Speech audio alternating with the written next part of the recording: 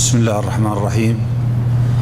الصلاة والسلام على أشرف الأنبياء والمرسلين نبينا محمد وعلى آله وأصحابه أجمعين. اللهم فقهنا في الدين وعلمنا التأويل واجعلنا بما علمنا من العاملين يا حي يا قيوم. في هذا اللقاء في باب الجنايات سيكون الحديث عن مهمات من القواعد والضوابط الفقهية المتعلقة بباب الجنايات، واخترت في الحقيقة أن تكون قواعد وضوابط عن أن تكون تعليما وتلقينا مباشرا للفروع الفقهية، لأهمية القواعد والضوابط لطالب العلم، بل إنها أشبه بالعدة التي إذا أتقنها طالب العلم صارت له معينا ووسيلة للتعرف على الأحكام، بل التعرف على الأشباه والنظائر والنقائض، ومعرفة ما يجمع الفروع العلمية في باب معين، بحيث تتقوى عندي وعند من يستمع هذه الملكة وتلك المهارة.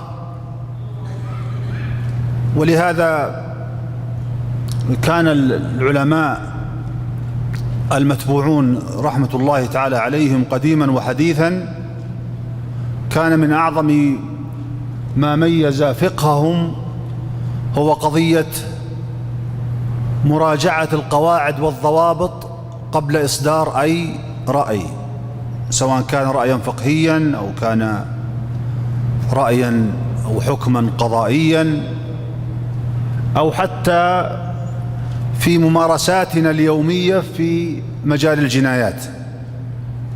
لأن كثير ما يسأل الإنسان وله أقارب، وربما حصل له هو أو حصل لأقاربه بعض مسائل الجنايات الخطأ مثلا، وهي إحدى هذه المسائل، فيحتاج إلى التعرف إلى ما يجب عليه من الدية أو من الكفارة، وما يجب على العاقلة أيضا من الدية. كل هذه أحكام نحتاج جميعا إلى تعلمها وتفهمها.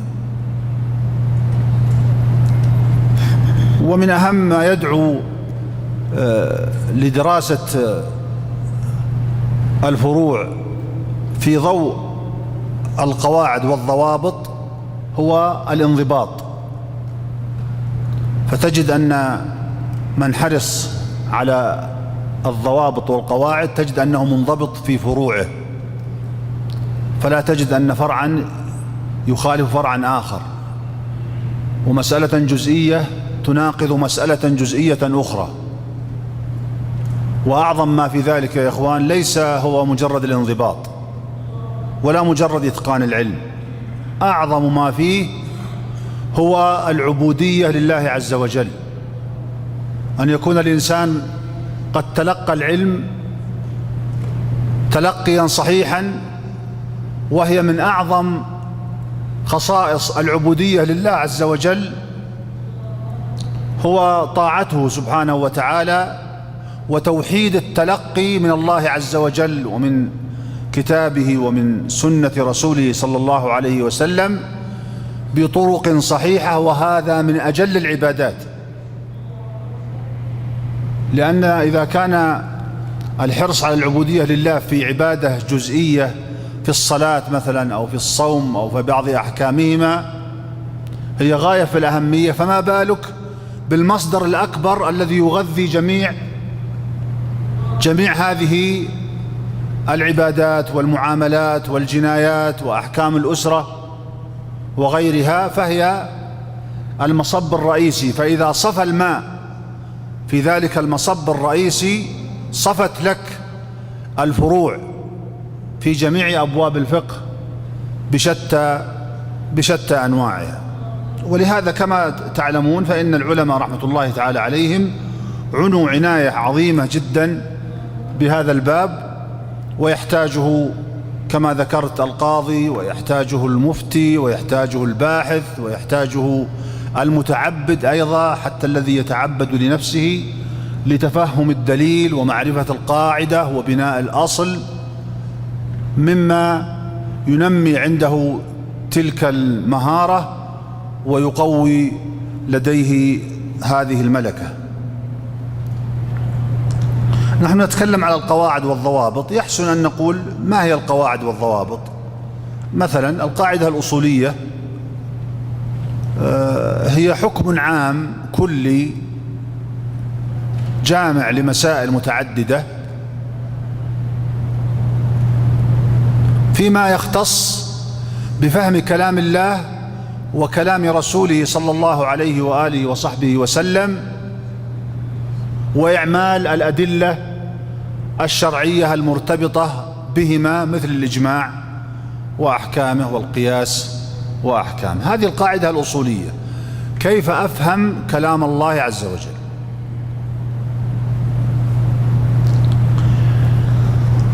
وأما القاعدة الفقهية فهي أيضا حكم كلي عام ينتظم فيه جمع كبير جدا أو متوسط أو قليل من المسائل الفرعية.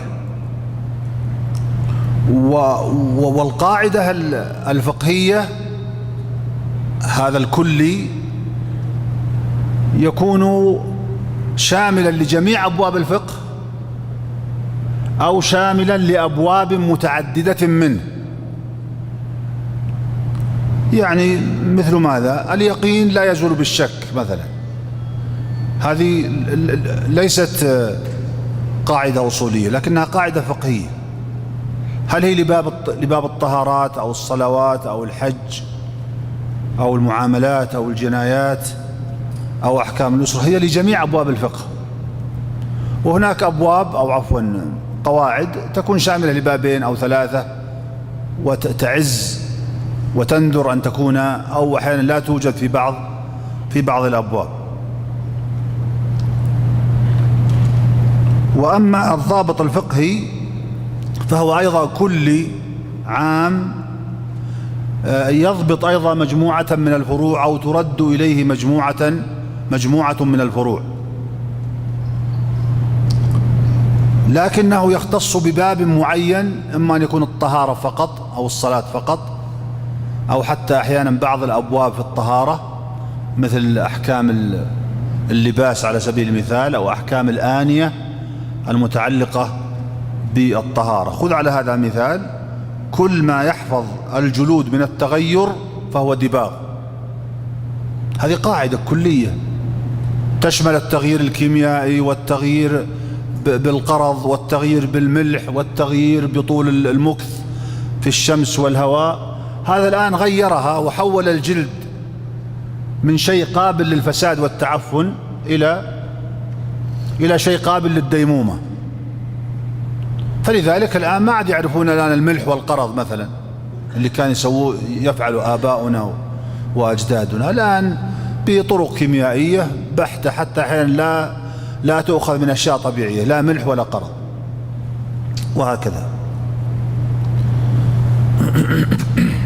طبعا لن نتعرض في الغالب للقواعد الأصولية، كلامنا هنا في القواعد الفقهية وكذلك أيضا في الضوابط الفقهية.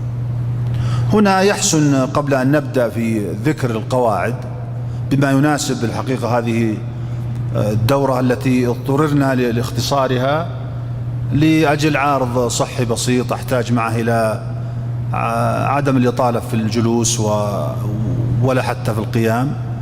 نسأل الله عز وجل أن يعين الجميع، فاختصرناها إلى يوم واحد. فلذلك ستكون عرض القاعدة وكذلك أيضا بعض التطبيقات والفروع المتعلقة بها بما يناسب الوقت. فهناك أولا قواعد تأسيسية فيما يتعلق بالحقوق الجنائية، مهم لطالب العلم أن يعرفها، يحتاجها غير المتخصص من غير طلاب العلم، يحتاجها طالب العلم المتخصص، يحتاجها القاضي، يحتاجها المحامي، يعرفها الإنسان في حقوقه. لو وقعت مسائل من مسائل الجنايات تعلقت به فهو يحتاج أن يتعلمها ويتفقهها، وهي كليات القواعد إذا صح التعبير. أولا، القاعدة الأولى أن العقل هو شرط التكليف، وهذا غاية في الأهمية، فإن الله عز وجل من لطفه بعباده أنه لم يكلف من كان عنده نقص في الإرادة ونقص في التصرف يصل إلى حد أنه لا يعهد إليه بتدبير حال نفسه، وهو من يحتاج إلى ولي، وهو حالة الصغر مثلا وحالة الجنون، هذا واضح وظاهر، وحالة العته أيضا التي هي دون الجنون. وهذا من فضل الله عز وجل على عباده أن لم يحمل هؤلاء شيئا من التكاليف. وسواء كان هذا في الاعتداء على النفس، يعني إنسان صغير أو مجنون اعتدى على نفس، أو اعتدى على ما دون النفس من الأعضاء ببتر عضو مثلا أو فقع عين أو غيرها من الجنايات المتنوعة، بل حتى أيضا الأحكام الأخرى وهي أحكام الخطأ، وهي وجود التعدي والتفريط في أحكام القتل الخطأ والجناية الخطأ، سواء كانت قتلا أو كانت في الأعضاء فيما دون النفس.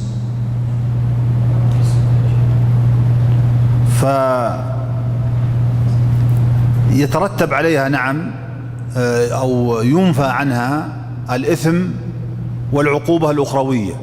يعني إذا لم يوجد عقل تام ترتب عليها انتفاء الإثم، وما يترتب على ذلك أيضا من انتفاء العقوبة الأخروية، وهذا ظاهر بين فيما يتعلق بكون العقل أنه شرط للتكليف.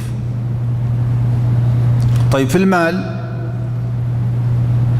المال هل ينفى عن المجنون والصغير، هل ينفى عنه المسؤولية الجنائية في المال؟ يعني إنسان قتل خطأ وكان صغيرا، طيب هل يجب على هذا الصغير الدية؟ نعم، تجب عليه في ماله هو، وليس في مال وليه، حتى لو كان الولي أب أو كان أما أو بقية الأولياء الذين يعينهم القاضي. طبعا نقول في ماله إذا لم تجب على العاقلة، وإلا الأصل في الجنايات الأصل أنها تجب على العاقلة، سواء كان صغيرا أو مجنونا أو كان بالغا أو عاقلا. لكن افترض أنها وجبت لأي سبب في ماله، لو صح ذلك في شأن الصغير والمجنون، والغالب أنها تكون على العاقلة. القاعدة الثانية هي أيضا مرتبطة بتلك القاعدة، لكنها الأولى كأن فيها عموم، فهي تشمل جميع أبواب الفقه، فهي أشبه بالقاعدة الفقهية وليس الضابط الفقهي. لكن هنا هي أقرب إلى الضابط الفقهي، وهي القاعدة الثانية، وهي أن عمد الصغير خطأ. يعني افترض في سيارة وشي سوداء أفلون، إذا كان أحد عند السيارة يتفضل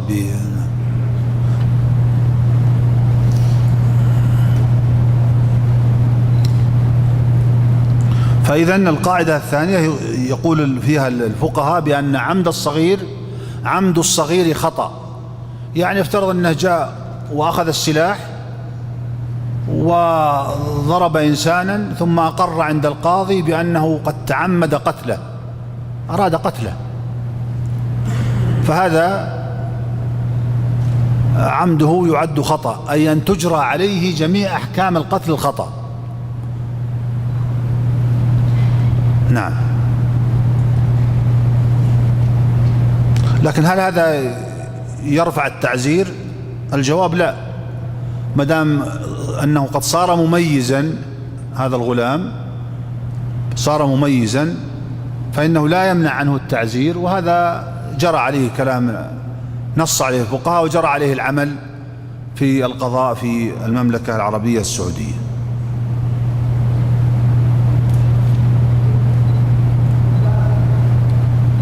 القاعدة الثالثة: يعرف مناط التكليف العقلي بقول أهل الخبرة. طيب أنا كيف أعرف بأن هذا مجنون أو أنه معتوه أو أنه مسلوب الإرادة أو عنده قصور حتى لو لم يكن مسلوب الإرادة بالكلية؟ يعني ترى بعض المعتوهين تجده يعطي نوع من العقل أحيانا، ومعتوه أحيانا يجمع الناس على أنه يحتاج إلى ولاية، لكنه ربما قضى بعض الحاجات ويستمع الأوامر. يقول عنها الأطباء النفسيون المتخصصون بأنه يعني عمره مثلا 5 سنوات، يقول له عمره 4 سنوات أو عمره أحيانا 6 سنوات. يقع عنده نوع من التمييز ويعرف يدبر بعض الأمور، لكنه يبقى بأنه لا يستطيع أن ينفرد بتدبير أحواله هو. فإذا وقع الإشكال في الغالب أن هذا مثلا عند القاضي وغيره أن يكون الجنون ظاهرا بإقرار المجني عليه. يقول بأنه لا يعرف الزمان، لا يعرف المكان، لا يعرف الأشخاص أو يعرفها مع نقص ظاهر، لا يحسن التدبير، يقطع الصلاة، يخرج من الصلاة من غير سبب مثلا، في أشياء يتفق الناس على معرفتها، كما يعرفون أيضا العقلاء يتفقون على معرفة العاقل ويشهدون بأنه بالغ وبأنه عاقل. لكن متى نحتاج إلى أهل الخبرة؟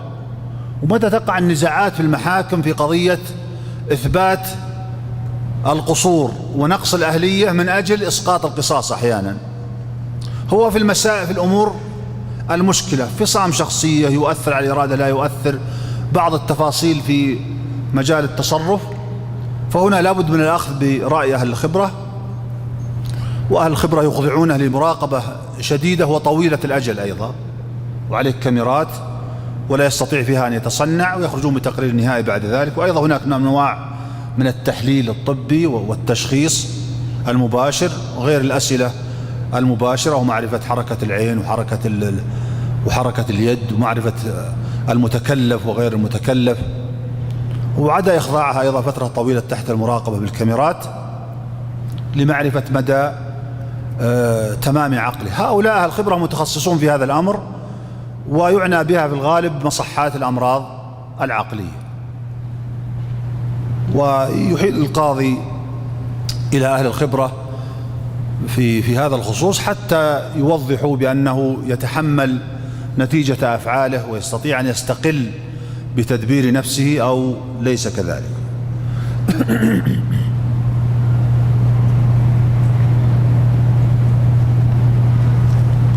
القاعدة الرابعة: العلم في حقوق الله عز وجل، يعني في مجال الجنايات طبعا وفي غيرها. العلم في حقوق الله عز وجل شرط التكليف.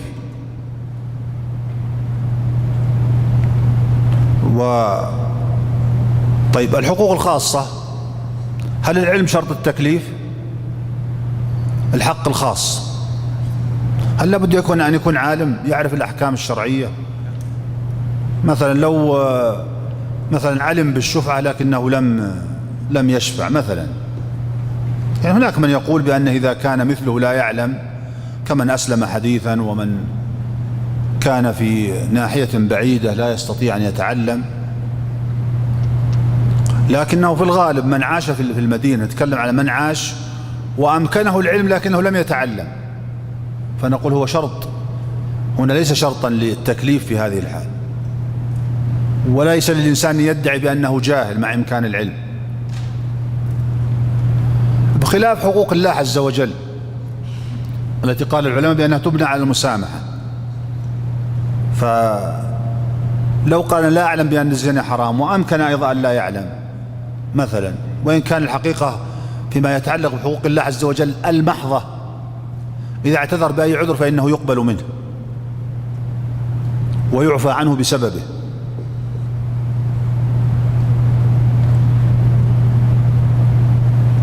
طيب، الحق العام، عندنا حق محض خاص، وعندنا حق محض لله، وعندنا حق عام.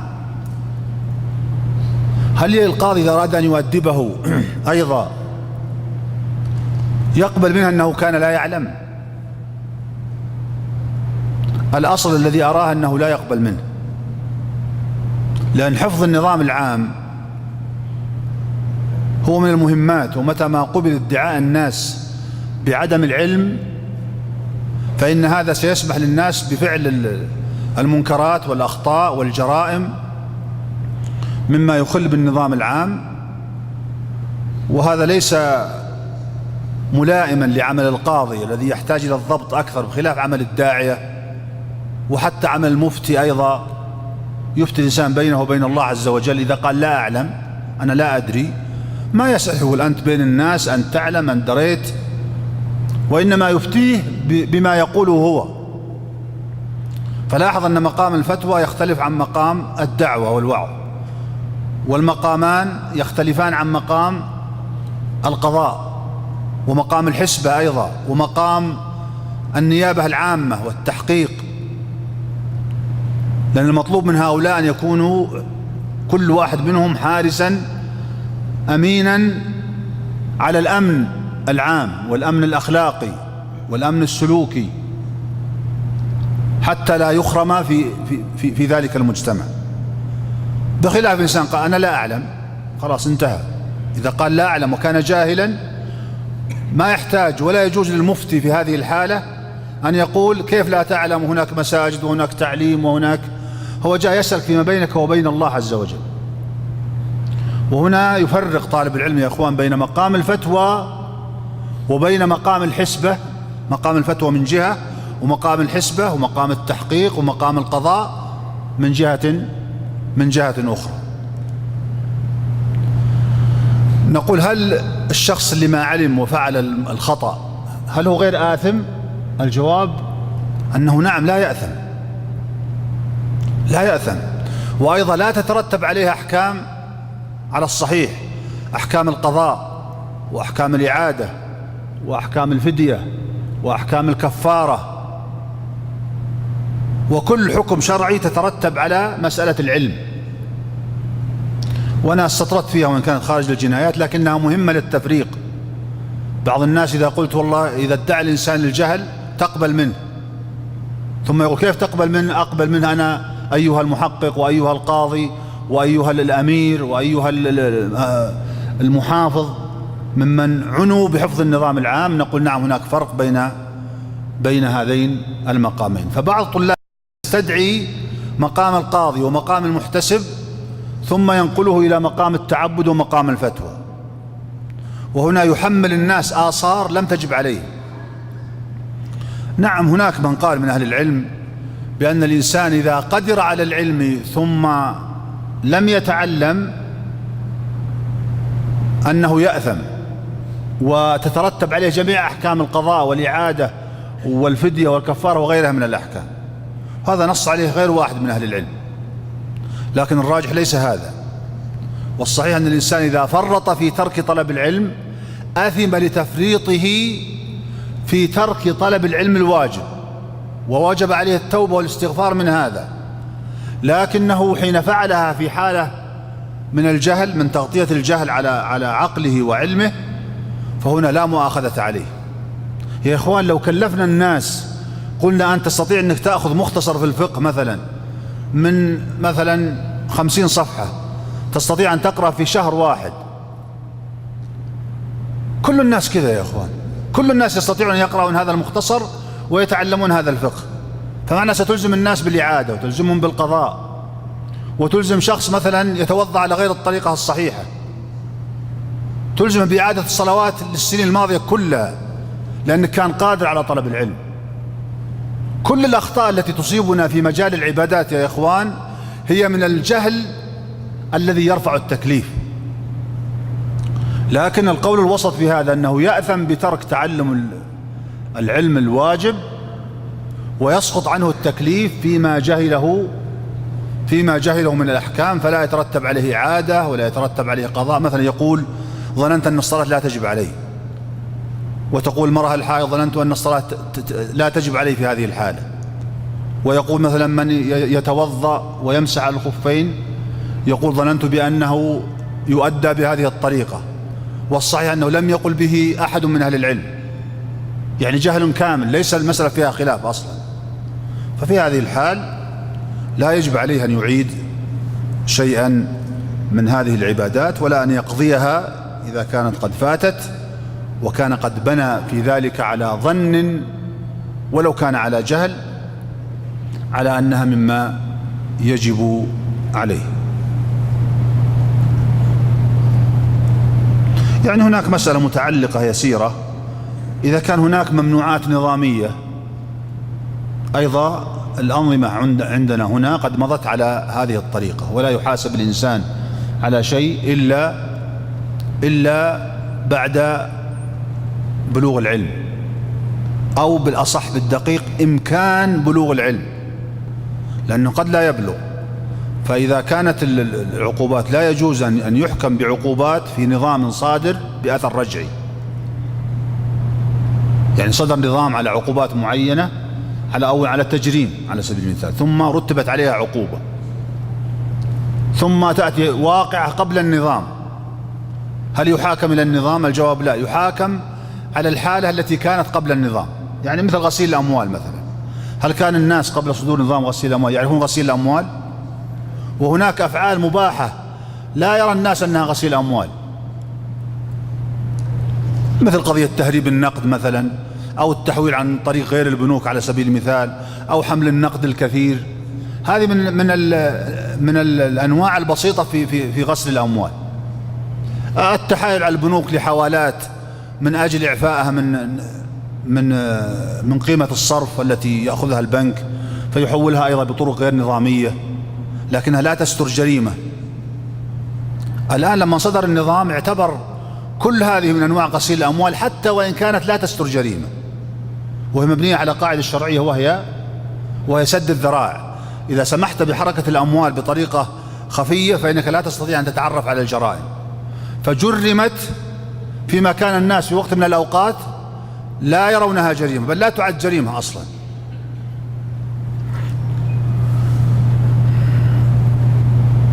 والدليل على ذلك قول الله عز وجل: وما كنا معذبين حتى نبعث رسولا. هذا فيما يتعلق بالتكاليف التي بين الإنسان وبين الله عز وجل.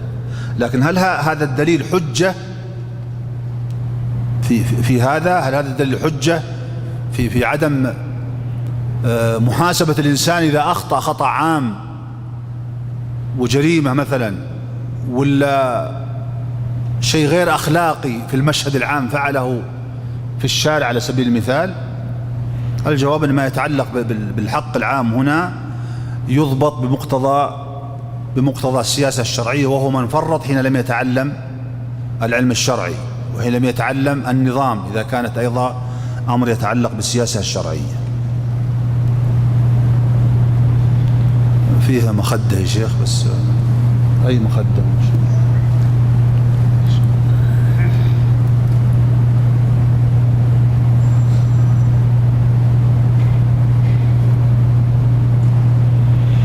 القاعدة السادسة، وهي من القواعد التأسيسية في الله الزاخر،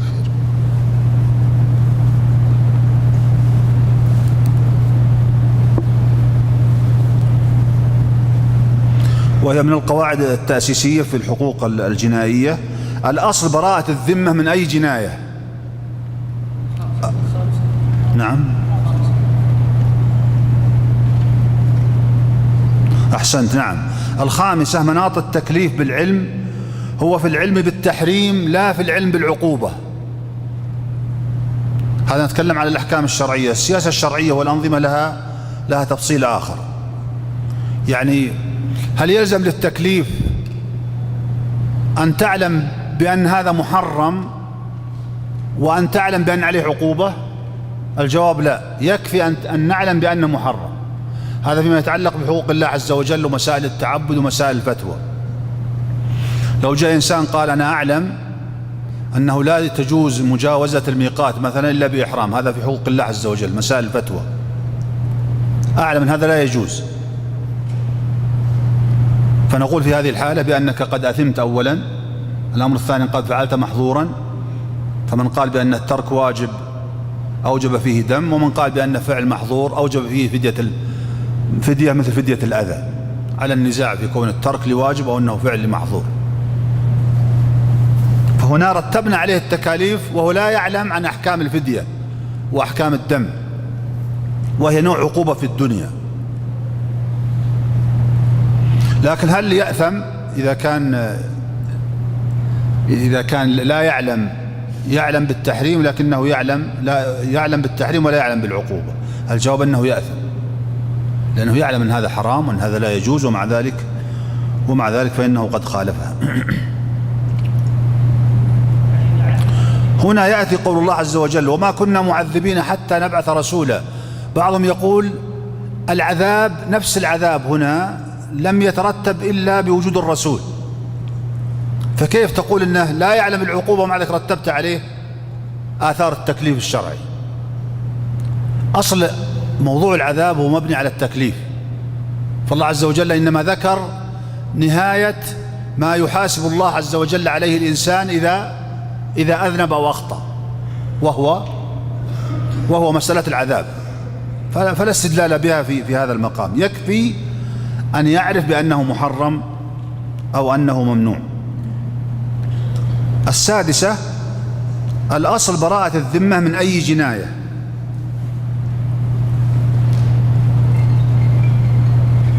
يعني أن تقول هل أنا مرتبط بهذه الجناية بينك وبين الله عز وجل كالذي يقع في جناية الخطأ، الجناية على الطفل، إهمال الطفل، النوم على الطفل، ترك الطفل أحيانا حتى خرج ودهس وهو صغير، صور متعددة جدا يقع فيها الإشكال. هل يجب علي مسؤولية جنائية في هذه المسألة يترتب عليها مثلا دية، يترتب عليها كفارة أم لا؟ حتى في مسائل التعبد فيه أصل عند وجود الشك أن الأصل براءة الذمة من هذه الحالة، حتى يغلب على ظني أنا أو على ظن المفتي إذا كانت بين يدي المفتي بأنه قد ترتب علي شيء ينقل ذمتي من البراءة إلى عهدة التكليف. وكذلك أيضا حتى عند القاضي وحتى عند المحقق، فإن الواجب في هذه الحال أن يستصحب هذا الأصل وهو براءة المتهم، وأن المتهم بريء حتى تثبت إدانته. هذه قاعدة قانونية، وهي أيضا قاعدة شرعية تدل عليها هذه القاعدة التي ذكرها أهل العلم.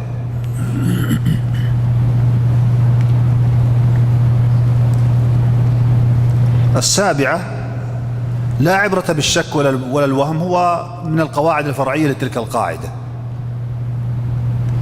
فإذا كان هناك شك ووهم لا اعتبار له. يعني درجة بلوغ العلم عند الأصوليين هي 4. الأولى هي العلم القطعي اليقيني، العلم القطعي اليقيني. الثاني العلم الظني، وهو الذي يعرفه الأصوليون بأنه تجويز أمرين أحدهما أظهر من الآخر، ثم يليه أدنى منها الشك، وهو تجويز أمرين لا مزية لأحدهما على الآخر. يعني أنت عندك سواء أن يكون أنت قاضي أو محقق، أو حتى عند نفسك أنك قد جنيت أو قد فرطت أو قد تعديت، أنت عندك شك. الرابعة هي دون الشك، وهي الوهم. فيه وهم يشعر الإنسان بأن هناك شيء هو مسؤول عنه، أو يتوهم القاضي أو المحقق بأنه مسؤول عن هذه الواقع. لا عبرة بالشك والوهم، يعني لا بد من حصول غلبة الظن. وسيأتي إن شاء الله لها أمثلة بما يوضح هذه القاعدة في قضية غلبة الظن. هذه السابعة ولا لا؟ الثامنة: تبنى أحكام الشريعة على غلبة الظن.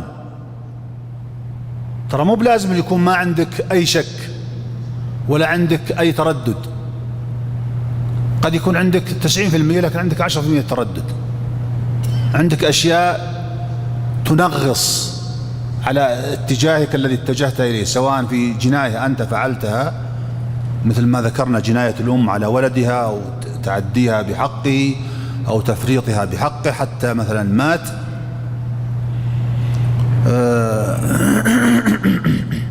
يكفي غلبة الظن في حصول التعدي الذي تناط به الأحكام الشرعية، وكذلك أيضا عند القاضي، بل وكذلك عند المستدل وعند المجتهد. كيف يؤسس أصل الحكم؟ أن ما نريد أن نطبقه على الواقع، على تطبيقات واقعية الآن. يعني أولا، هل التعدي والتفريط هو مناط الحكم؟ هذا حكم يحتاج إلى استشهاد ويحتاج إلى اجتهاد أن يقرر هذه القاعدة. فأنا يغلب على ظني، يكفي أن يغلب على ظني أن التعدي والتفريط في الشريعة أنه سبب للمسؤولية الجنائية. هذا الحكم الأول. طيب، هل فعلي أنا إن كنت أنا سأحاسب نفسي، أو فعل الجاني إن كان أمام القاضي أو أمام المفتي أو أمام المحقق، هل يغلب على ظن أنه تعد يترتب عليه مسؤولية جنائية، أو أنه تفريط يترتب عليه مسؤولية جنائية؟ أيضا كل مناط بغلبة الظن. فليس المطلوب من القاضي ولا المفتي ولا المتعبد أن يبني على أشياء قطعية حتى يثبت الحكم. هذا هو مقصود هذه القاعدة.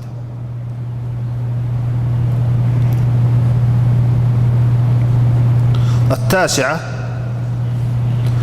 تدرأ الحدود في حقوق الله المحضة وفي القصاص بالشبهات.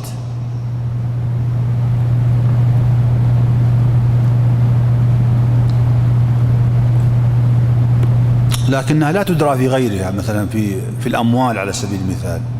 إذا كان ما يترتب عليه الواجب مال، افرض القتل الخطأ الآن وحصل شبهة مثلا، هل تدرى الشبهة عنه تقول لا تجب عليك دية؟ هذا مال، الذي يجب مال هنا. لكن لما كان يجب القصاص فإن القصاص أيضا يدرى بالشبهة، لأن الأصل هو عصمة هذا الحي الذي بين يديك. أولياء الدم يقولون هذا قتل مورثنا، هذا مات وانتهى، لكن بين يديك رقبة أخرى الآن، ينبغي أن يكون هناك غلبة ظن ظاهرة في استحقاقه للقصاص. فإن وجد شبهة فإن القصاص يدرى في هذه الحال إلى الدية المغلظة.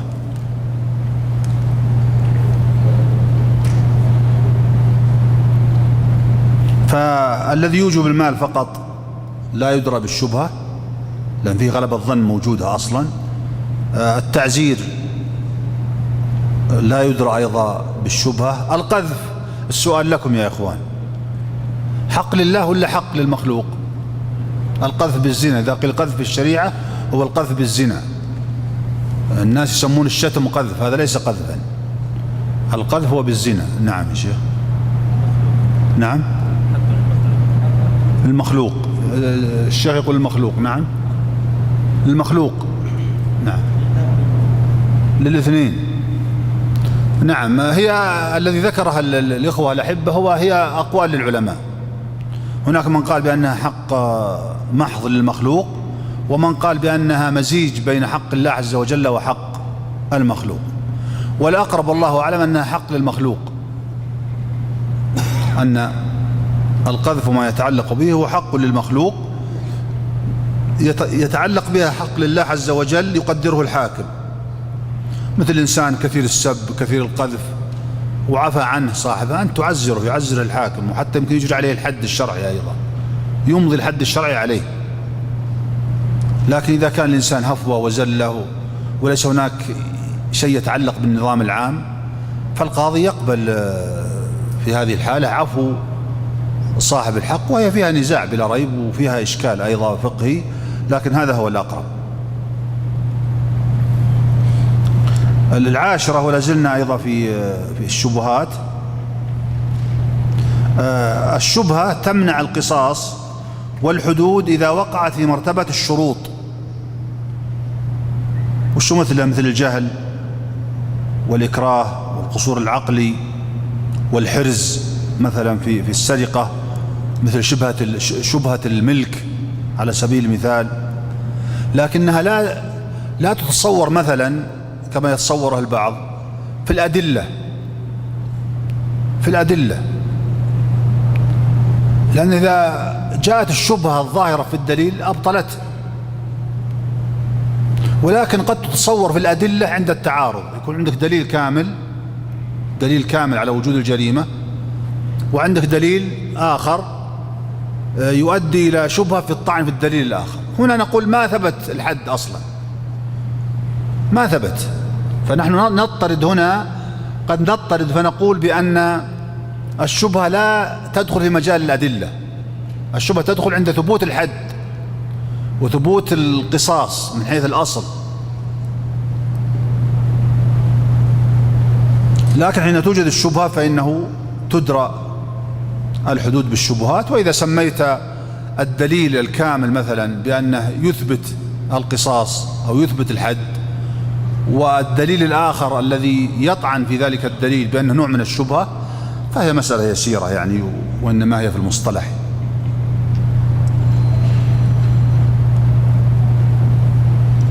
يعني ترى الأمثلة كثيرة يا إخوان، بس لا أريد أن أستطرد. يعني مثل الإكراه على القتل، الإكراه درجات، الإلجاء الذي ليس بإكراه درجات. الإلجاء مثلا، ما هو الإلجاء؟ أن يهددك إنسان أنه يتلف عليك مال، مثلا إنسان غني أو متوسط يتلف عليه مال ب50,000،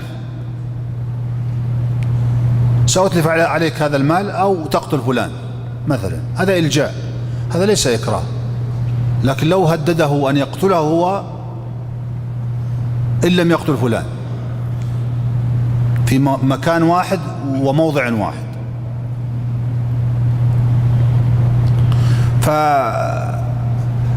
فيأتي أيضا في الجهل، ويأتي في الإكراه، ويأتي في القصور العقلي عند الاشتباه، حين يأتي التقرير من الطبيب المختص فيقول بأنه لا أستطيع أن أحكم بأنه كامل الإرادة ولا أنه ناقص الإرادة. هذه في أي مرحلة؟ مرحلة الشك. تقيم القصاص ولا ما تقيم؟ ما تقيم. إذا الطبيب نفسه متحير يقول، يعني وصل مرحلة الشك لتجويز أمرين لا مزية لأحدهما على الآخر، يمكن يكون عاقل ويمكن يكون مجنون، وهذا يقع في تقارير الأطباء المختصين في الأمراض العقلية. حينئذ يكون التقرير دليل عند القاضي أو حجة عند القاضي أو قاعدة يبني عليها في درء القصاص، فضلا عن الحدود التي هي حق لله عز وجل. فإذا هي كما أيضا شبهة الملك، الحرز يا إخوان، الحرز ترى غاية في الإشكال. الحرز ترى من حرز مادي وحرز معنوي. هل تعلمون أن طبعا الحرز المادي معروف، أن يكون البيت مغلق، صندوق كبير، خزانة ضخمة يصعب حملها من قبل أشخاص، تصير أحراز مثلها واضحة عند الناس. لكن العلماء مثلا ذكروا أحراز معنوية، وهي قوة الأمن. يقولون قوة الأمن وتوسط هذه القوة وضعف هذه القوة لها أثر في الحرز. كيف؟ يقولون إن كان الأمن قوي فإن الباب فقط حتى وإن كان غير مقفل هو حرز على هذا البيت، مجرد عبورك دخولك لهذا البيت أنت هتكت الحرز. طيب في بلد بحمد الله غير بلادنا، في بلد لا يكون في حكومة، لا يكون في شيء مستقر، فيقول إذا كان الأمن ضعيف فأحراز هذه البيوت هي بإغلاقها، وهذا نص عليها للعلم في قضية الحرز. أحيانا يقع إشكال، هل هذا حرز أو غير حرز، سواء مادي أو معنوي؟ هنا يدرى الحد ويعتبر شبهة يدرأ بها القصاص، وكذلك أيضا الحدود الشرعية مثل القطع ومثل الحرابة مثلا. القاعدة 11: الخطأ في العفو أولى من الخطأ في العقوبة، وهي متعلقة بالقواعد السابقة. يعني الخطأ أين هو؟ الخطأ في الشبهة، ليس الخطأ في شيء غلب على الظن أو ظهر، وهي من القواعد يذكرها للعلم، وهي تابعة لقضية الشبهة. 12: خطأ الحاكم والقاضي والموظف مضمون في بيت المال. افترض أخطأ القاضي في توصيف الحكم، أخطأ القاضي في سماع الشهادة، أخطأ القاضي في الاستبانة من الشاهد، حتى كان لفظ قد يؤدي إلى مسؤولية جنائية ولفظ آخر يبرئ من المسؤولية الجنائية. القاضي ما تحقق التحقق الكامل في هذا الأمر حتى أدى به إلى قطع يد أو قطع عضو أو قصاص. هنا من يضمن؟ هنا يضمن بيت المال. هنا بيت المال يضمن هذا الخطأ، نقول خطأ. أما تعمد شهادة الزور هنا قصاص. إذا الشاهد تعمد شهادة زور على إنسان بأنه رآه وهو يقتل، هذا يجب القصاص على هذا الشاهد. نحن نتكلم على أخطاء الشهود، أخطاء الحكام، أخطاء القضاة، أخطاء الموظفين، بل حتى أخطاء منفذ الأحكام. وهذا قد يقع، ينفذ الحكم على شخص وهو يريد شخص آخر.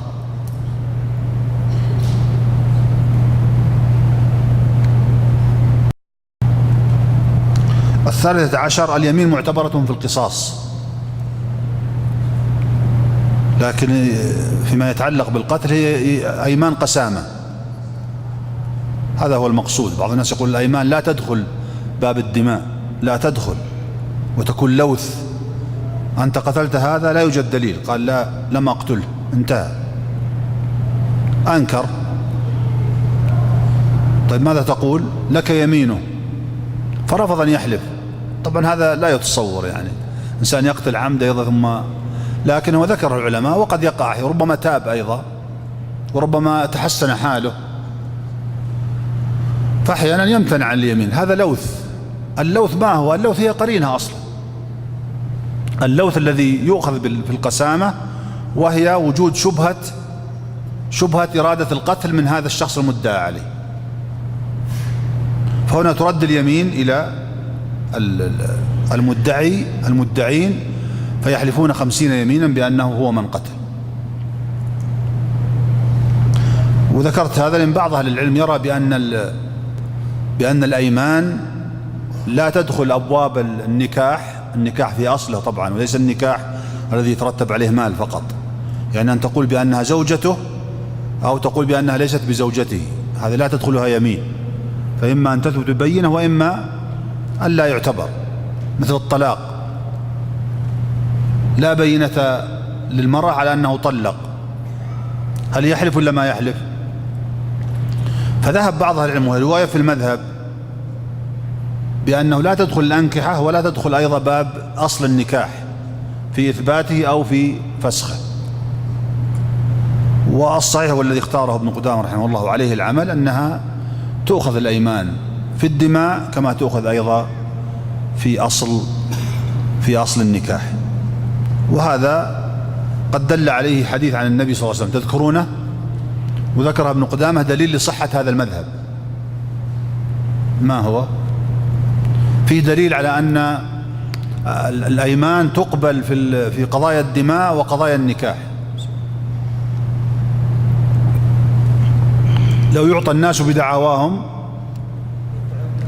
لادعى رجال دماء أقوام وأموالهم، ولكن البينة على المدعي واليمين على من أنكر في الرواية الصحيحة، وإن كانت ليست هذه الرواية موجودة في الصحيح.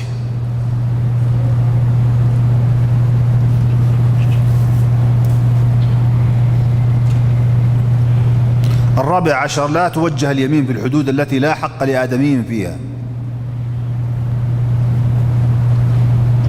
وهنا يرد في فروع هذه المسألة موضوع القذف. فمن قال بأن حق لله عز وجل أسقطه وعزر فقط، ومن قال بأنها حق محض للآدمي قبل فيها اليمين أو عرض فيها اليمين ورتب عليه الأحكام الشرعية المتعلقة بالقذف.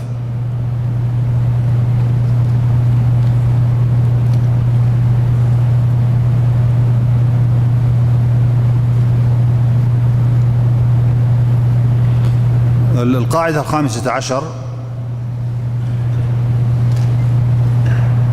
الواجب بقتل العمد هو تخيير ولي الدم بين القصاص أو الدية. يعني البعض قد يقول هذا مسألة واضحة، أنه يخير ولي الدم بين أنه يقتص إذا طبعا ثبت القصاص عند القاضي، بين أنه يقتص وبين أن يقبل الدية. لكن المعلومية ليس هذا قول الجمهور.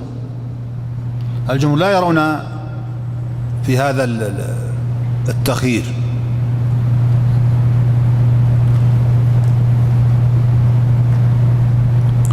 وذلك أنه يقابلها قاعدة أخرى يراها الجمهور. ما هي عندكم يا إخوان ولا؟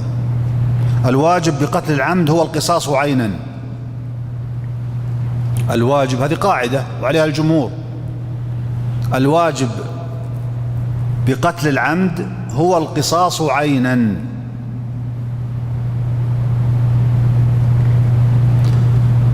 هذه قاعدة ولها آثار. القاعدة ذكرناها لها آثار، والقاعدة ذكرها جمهور العلم أيضا لها آثار. ما هي الآثار؟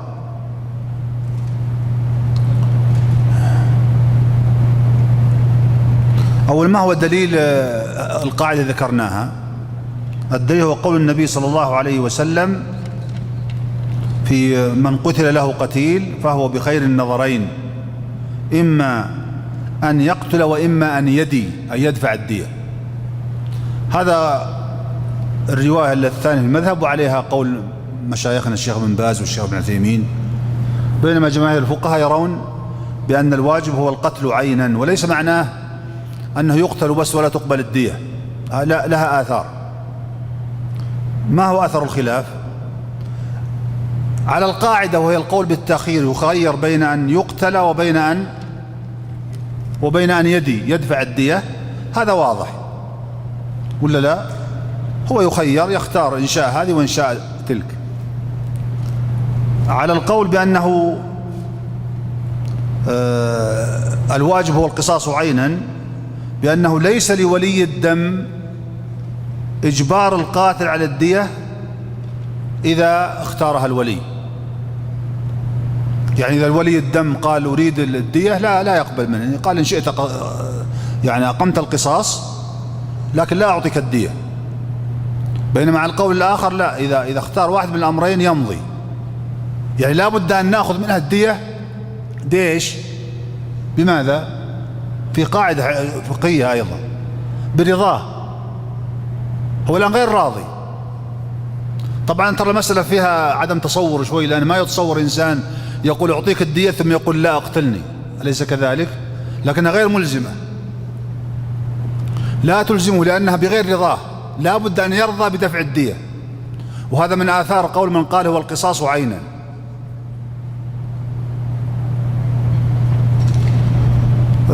أثر آخر: إذا عفى عن القصاص دون أن يذكر الدية سقط القصاص إلى غير بدل.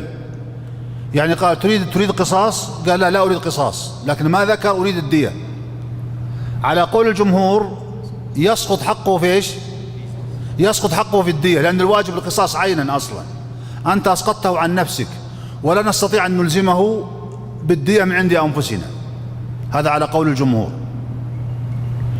أثر ثالث أيضا على قول الجمهور: إذا مات القاتل قبل القصاص وقبل دفع الدية سقطت الدية. ولا دعونا من القاعدة الحقيقة فيها نوع طرافة شوي، أنك تقول الواجب القصاص عينا وأن الشخص لا يرضى بدفع الدية، هذا غير متصور. يدفعون ملايين أصلا من أجل أن لا يقع القصاص. نتكلم على آثار عند الوفاة، وعلى آثار فيما لو عفى إلى غير بدل ومن غير اشتراط الدية، فعلى قول الجمهور يسقط تسقط الدية في هذه الحال لأنها لم تؤخذ منه برضاه.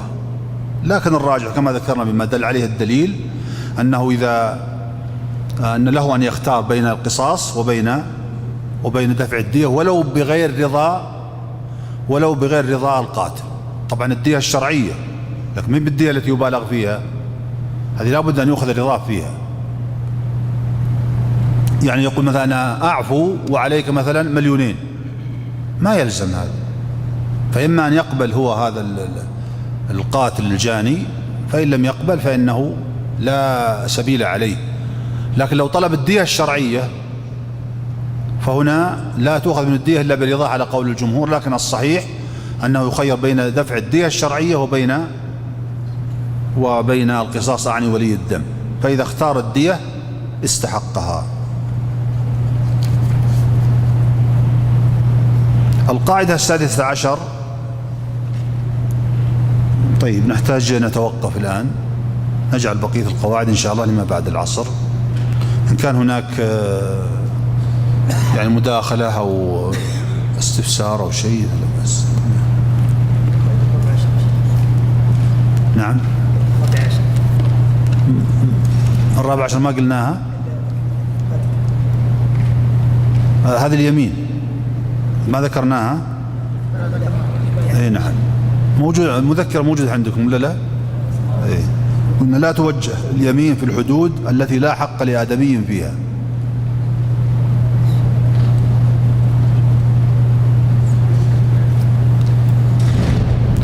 نعم نفضل المكتوب أول، كافي شيء مكتوب، لكن ناخذ أيضا شفهي. تفضل يا شيخ.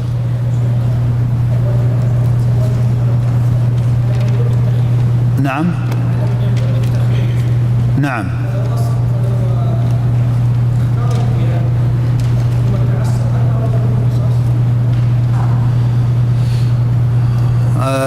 الشيخ يقول لو أنه اختار الدية مباشرة، قال أنا أريد الدية، هذا تنازل ضمني أليس كذلك؟ هذا تحقيق مناط. هذا هل هو تنازل ولا لا؟ هذا ترى لغوي عقلي. لو قال أنا أريد الدية بس، هل هو تنازل عن القصاص؟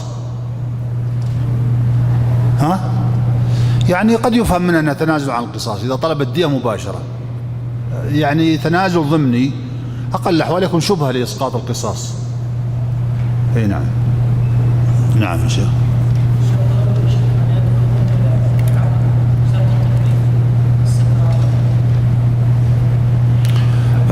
نعم سؤال جيد الأخ، وكان مفترض أيضا نتعرض له في عند الحديث عن القاعدة.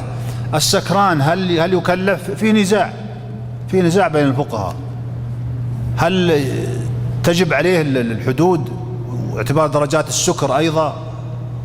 في درجات يعني ترى يسمونها الفقهاء كذا لا مؤاخذة، يعني يسمونها التسطيح، ما أدري شو التسطيح، هو أعلى درجات السكر، فهم يقولون مؤجل الدور الثاني يقولون ما أدري إيش، يبدو أنها قريبة من كلام الفقهاء. قال إذا وصل مرحلة التسطيح فإنه لا يحمل التكاليف في هذه الحال. هذا قول، لكن اللي عليه العمل والاختيار الفقهي أولا اختاروا القول الآخر وعليه العمل أنه لا اعتبار لقضية السكر إلا في حقوق الله عز وجل.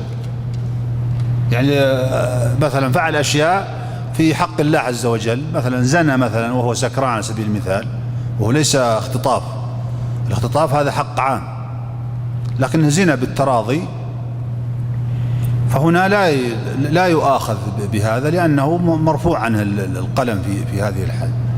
نتكلم على حقوق الله عز وجل. نعم. وذكرنا بأن الراجح للعمل في قضايا القصاص هو عدم الأخذ بدعوى السكر. نعم نعم.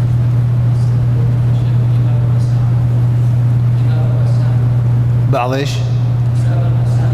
نعم. هل يشترط ماذا؟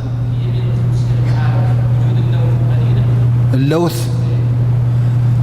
نعم اللوث يا إخوان باختصار هو قرينه. اللوث كان يسميه العرب لوث، وانتقل إلى العبارات الفقهية الشرعية معروف حتى قبل الإسلام. في الغالب أنه إذا وجد قتيل في حي قريب من الحي المعادي هذا لوث بحد ذاته، والعداوة لوث. بعضهم يقول اللوث هو العداوة، لكن ابن تيمية رحمه الله يقول بأن اللوث هو قرينة، واللوث حتى وإن كان على مصطلح خاص يتعلق بالعداوة فهو يعني أشبه بفرد من أفراد المسألة الواقعة تحت قاعدة عامة. القاعدة العامة ما هي؟ القرينة. واللوث هو واحد من القرائن، أن يوجد في هذا الحي، وهذا الحي عدو لهذا الرجل أو لبني قومه. لكن الصحيح أنه القرائن سواء قرائن المادية المعاصرة، المخلفات الحيوية يسمونها المحققون والخبراء الأدلة الجنائية،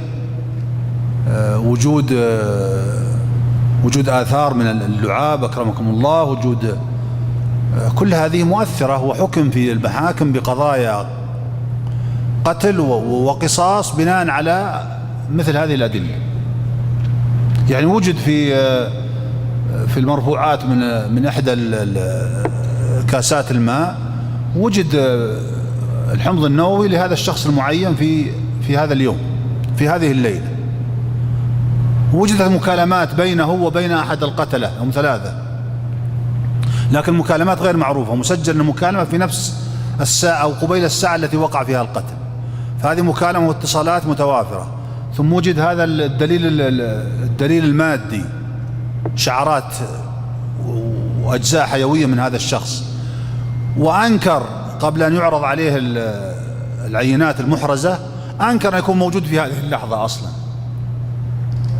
فوجود المكالمات بينه وبين أحد القتلة، وجود هذا العنصر دليل على أنه اشترك معهم. الشهود شهدوا أيضا في واقعة الجريمة بأن حين نزل الاثنان وقتل هذا الشخص كان شخص موجود داخل السيارة له من الصفات ما يقارب صفات الشخص الثالث المدعى عليه. شوف لاحظ 3 قرائن الآن، هم ما شهدوا على أن فلان موجود، لكن صفاته تقارب صفات هذا الشخص. العناصر الحيوية موجودة في مسرح التخطيط للجريمة في تلك الساعة. المكالمات الهاتفية يعني مجموعة قرائن، ومعها أيضا قرائن أخرى عدت لوثا وقرينة أخذت فيها أيمان المدعين على أنه أحد القتلة مثلا. هذا مثال يعني وجد على قضية معينة محددة. طيب ناخذ الشيخ ونرجع لك شوي. نعم.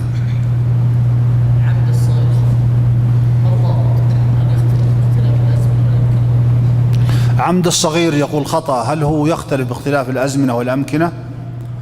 الجواب لا يختلف. الصغير صغير طبعا. إذا قلنا صغير معناه أن لم يبلغ سن التكليف الشرعي، ولم يبلغ درجة، مو بسن السن أحد علامات البلوغ الشرعي، لم يبلغ درجة الرشد. درجة الرشد تعرف كما تعلمون بعلامات، منها الإنبات، ومنها الإنزال، ومنها العمر، بلوغ العمر المعين. هذه واحد منها يكفي، وتزيد المرأة في الحيض كما تعلمون. فكل من دون هذه العلامات على القول الراجح فيها، كل من دون هذه العلامات يعتبر صغيرا. فإذا تعمد فهو خطأ، لكن من أمره ودبره شو يعتبر؟ قاتل. أنا أتكلم لو كان هذا القتل من الصغير صدر من عند نفسه، لكن لو أمره شخص قال اذهب وأطلق النار على فلان وافعل، وربما هدده وربما يعني وعده بإكرام، الصغير مجرد آلة، وفيها نزاع بين الفقهاء، لكن هذا هو الراجح. نعم، لأنه في ذريعة إلى أن إذا نجا الاثنان في ذريعة الإنسان يأمر كل طفل بفعل الجريمة، ثم يؤدي هذا إلى وجود القتل الذريع بين الناس. فسدا لهذه الذريعة لابد أن يقام على الآمر ما دام هذا صغيرا. الشيخ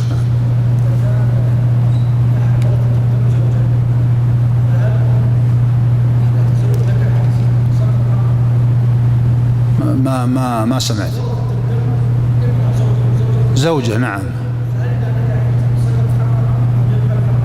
إذا تزوجت القاتل. قصدك يسقط حقها في طلب الدم؟ لا، هذا قول ترى الإمام مالك رحمه الله، هذا أحد أقوال مالك أنه يسقط المرأة أصلا من قضية المطالبة، لأن المرأة ليست قد تكون أيضا مبغضة للزوج أصلا، لكن ليس عليها العمل عندنا. العمل الأخذ بالقول الآخر أنها وارثة للدم. ومالك يراعي حق العصبات، والزوجة تتأثر، وأحيانا يقع زواج بعد، أحيانا مو بلازم بالقاتل، أحيانا بابن القاتل ولا بعض أقاربه، فتبيعهم كلهم يعني. نعم نعم.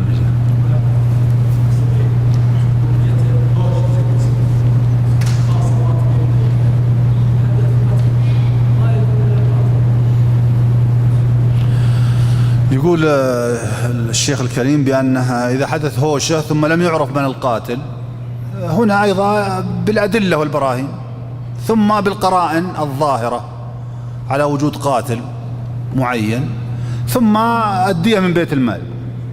يعني إما أن يثبت بالدليل الظاهر اللي يكفي لإقامة القصاص، فإذا ما ثبت بالدليل القطعي الظاهر ينظر في القرائن، فإذا ثبت بالقرائن صارت قسامة، فيحلف أولياء الدم 50 منهم 50 يمينا.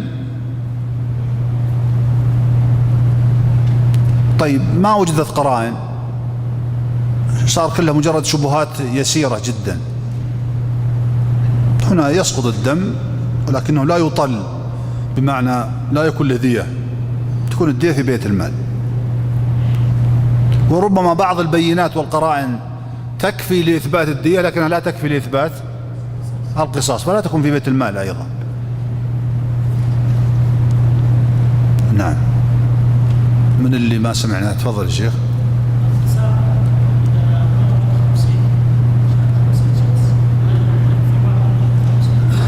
هل ايش؟ إذا كان العصبة المعلومون أقل من 50 حلفوا 50 وقسمت بينهم، وإذا كانوا أكثر لابد من 50 يعني كل واحد يمين. نعم.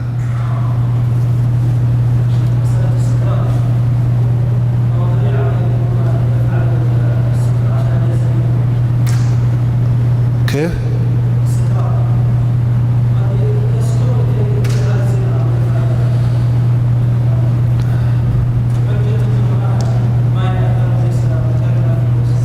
هو بعض المرات إذا سكر ما يزيد، يروح يصلي أحيانا، ما عقله مو معه، كيف تحاسبه؟ ترى سكران وذنبه كبيرة، لكن السكر أحيانا يرجع إلى بعض عقله. صدق أنا أتكلم حقيقة يعني واحد لقى سكران في حادث بسيط، ويقول واضح الرجال أنه يتأرجح وحالته واضح أنه سكران ورائحته، قال والله يا مطوع أتمنى أصير ربعك. سكران، هو يرجع إلى بعض عقله، ولذلك يخبر عن أشياء فمو صحيح أنه يسكر ليزني، يسكر ويطلع برا، ويسكر ويذهب إلى مكان آخر. فلذلك نقول الأصل هو عدم التكليف ما دام ثبت، مثل طلاق السكران مثلا. طلاق السكران في مقامات ولا مقام واحد؟ سؤال لكم يا أخوان، ترى تكلمنا عن المقامات من شوي. نعم. وش المقام الأول؟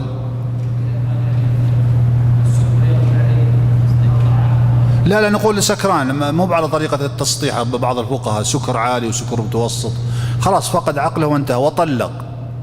فيه مقامين ترى، مقام يجيز الطلاق ومقام لا يجيزه، والمفتي واحد، ما أقول خلاف فقهي، لا هو تغير عقله من التقويم، تغير عقله. ها؟ لا هي طلقة واحدة، أما الأولى ولا الثالثة هي واحدة في الحالين. ترى تكلمت عليها من شوي، ترى مهمة للقاضي والمفتي غاية في الأهمية. هي مقامين عند مفتي واحد وليس قولان. نعم. ها؟ لا كلامنا كله ذهب عقله، انتهينا. نعم. قريب كيف؟ يقول زي من حق الله أو من حق الآدمي؟ قربت شوي.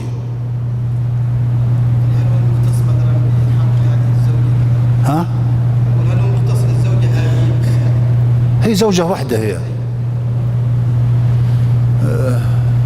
في أحد يوضح المقامين؟ مهمة جدا يا إخوان. نعم شيخ. عام؟ لا، طلاق ما فيه.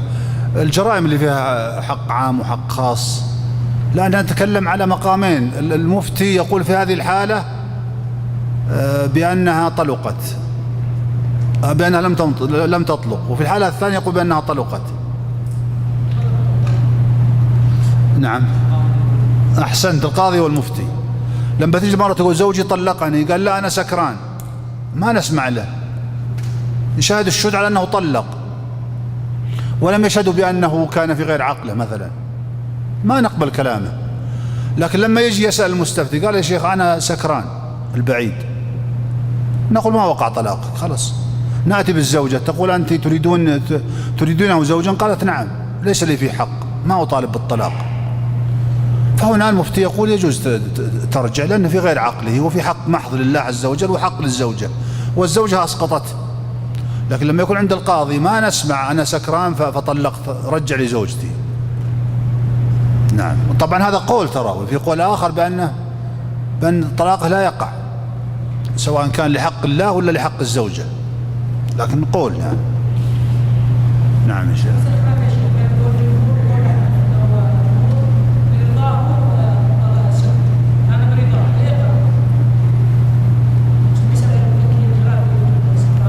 كيف أعد يا شيخ؟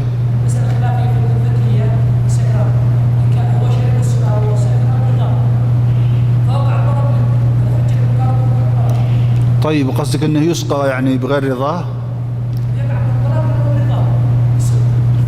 اي هذا مستند هذا القول. لكن الثاني طيب شوف، يسقى بغير رضاه يعني؟ لا، أن تقول يسقى برضاه وشربه برضاه.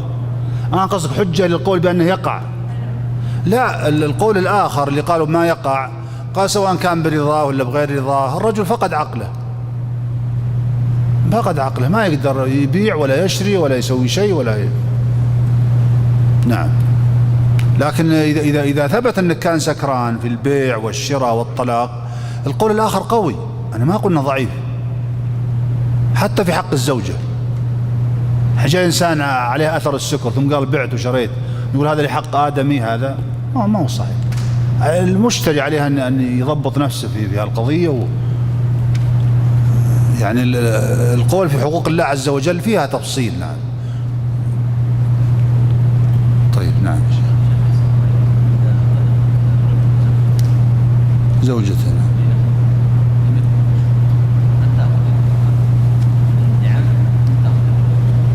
إذا قذفها باللعان. نعم. إذا لم يكن هناك بينة، يسأل إذا قذف الرجل زوجته وليس له بينة وليس عندها بينة أيضا هي، فليس بينهم إلا اللعان. نعم.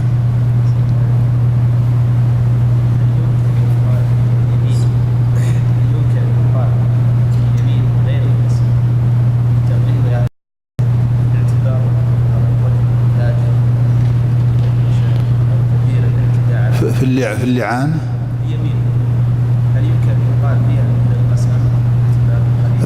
نعم. يتكلم الشيخ على قضية تغليظ اليمين، هل تشرع أن يغلظ القاضي اليمين؟ نعم، يغلظ اليمين ويلزم الخصم بالحلف على اليمين المغلظة، بل حتى لو غلظها مكانا أو زمانا. نعم. مثلا بعد العصر كما جاء في سورة المائدة، ومثلا إذا كانوا في مكة، المحكمة في مكة، يكون مثلا عند باب الكعبة وتحت الميزاب وعلى المصحف. كل هذه أنواع من التغليظ هي سلطة تقديرية للقاضي، إن رآها فلا أرى بأسا بها. نعم. نعم.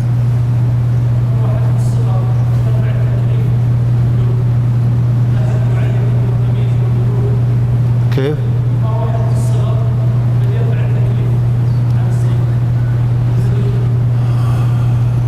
خلاص، هو الصغر يا شيخ. هو يسأل يقول ما هو حد الصغر الذي يرفع التكليف؟ هو صغر، الصغر له علامات ذكرناها من شوي، كل من كان دون هذه العلامات فهو صغير.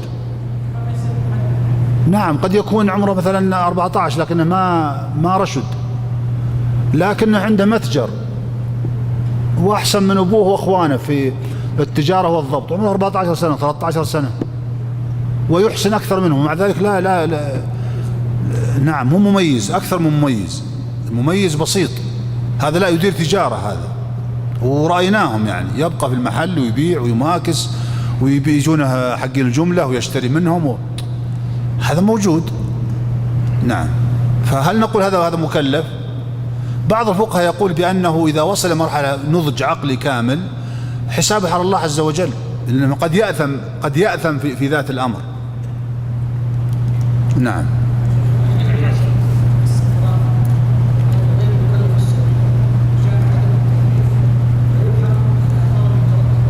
كيف؟